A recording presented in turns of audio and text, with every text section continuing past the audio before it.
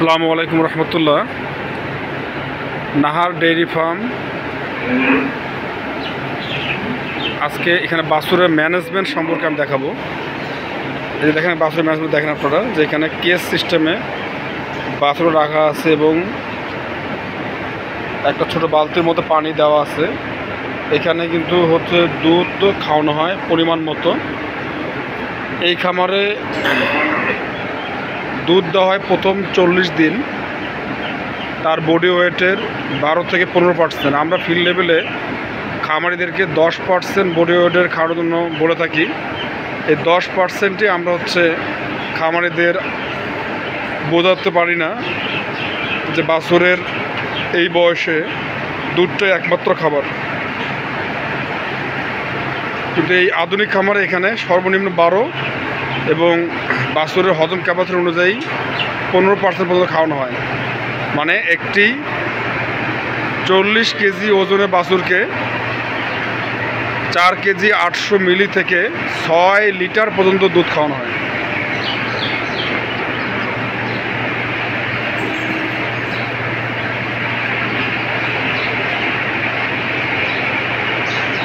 আমাদের গ্রামে পর্যায়ে যারা খামার করে এখনও মনে করে থাকে বা তাদেরকে পরামর্শ দেওয়া হয় বাছুরকে ছেড়ে দেওয়ার জন্য।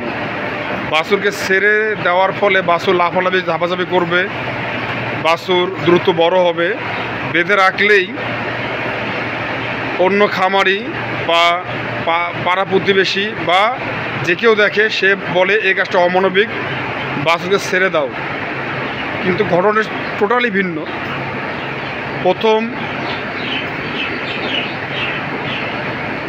90 দিন বাছুরের প্রধান অন্যতম খাবার হচ্ছে দুধ।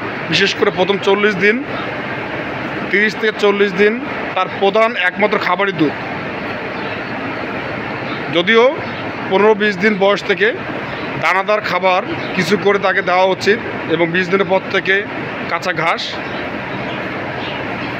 তারপরও এই প্রথম 30 দিন 40 দিন প্রধান খাবার দুধ। এই দুধটুকু তার বডি ওয়েটের সমানভাবে দেওয়াটা খুবই প্রয়োজন। এই দিকে মনোযোগ না দিয়ে যখন বাছুরকে ছেড়ে দেওয়া হয় তখন বাছুর মাটি খায়। বাছুর বিভিন্ন জায়গায় মুখ দেয়, এতে বাছুরের হজমগত সমস্যা হয়, বাছুরের পাতলা পায়খানা হয়। আর এই মাটি খাওয়াটাকে অনেক খামারই মনে করেন যে এটা বাছুরের পুষ্টিজনিত সমস্যা। আসলে তা না। বাছুর খাবার চিনে না, বাছুরকে ছেড়ে দিলে বাছুর মাটি খাবে, এটা স্বাভাবিক।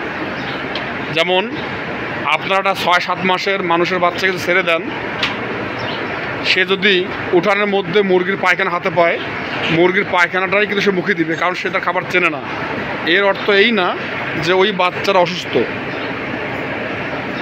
এই কেস পদ্ধতিতে প্রথম 3 মাস বাছুরকে অবশ্যই রাখবে। বিশেষ করে প্রথম 40 দিন বাধ্যতামূলক বাছুরকে এ সময় ছেড়ে না দেওয়া এবং দুধটা তার বডি ওয়েট অনুযায়ী খাওয়ানো।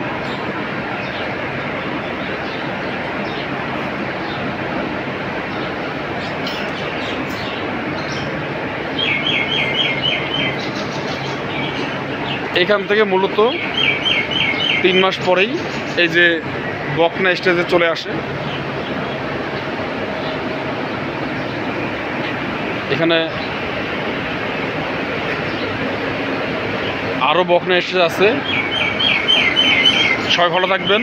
মূলত আজকে আপনার দেখানোর উদ্দেশ্য ছিল নবজাতক বাছুর যত্ন। আসসালামু আলাইকুম রহমতুল্লাহ।